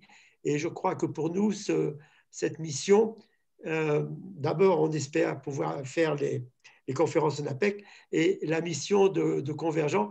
J'ai du reste, la première fois que j'ai rencontré Jean-Pierre, je lui ai parlé de l'Algérie et du développement du local contact en Algérie. C'est comme ça aussi qu'il nous a rejoints. Pour nous, c'est fondamental de pouvoir réaliser cette mission ensemble. Alors, n'hésitez pas à vous faire connaître si vous êtes intéressé par la mission. Nous avons pour objectif, effectivement, de générer des activités en termes de développement de l'emploi, de la formation et développement des entreprises algériennes. Voilà, nous pensons que pour nous, c'est une très bonne cible. C'est une très bonne cible de partenariat. Nous avons les compétences pour participer à ce type de partenariat.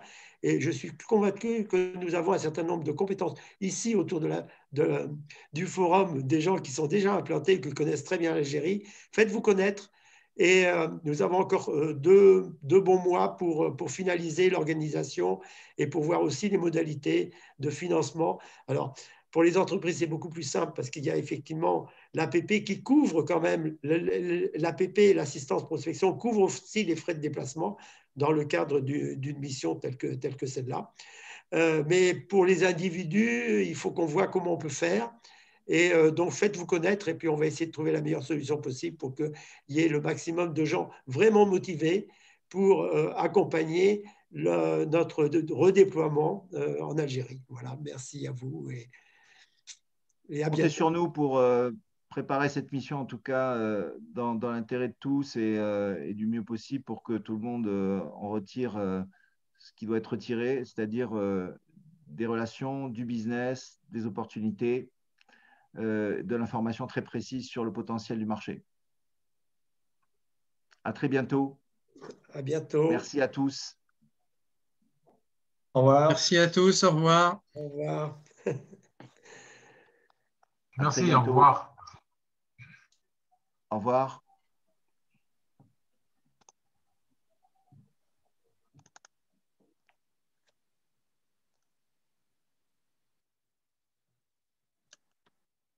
Merci à tous. Merci Jean-Pierre et Jean-Louis. À bientôt. Au revoir Nadia, à bientôt. Au revoir Nadia, merci. Merci à vous. C'est M. Diouf Blaise. Merci pour votre participation.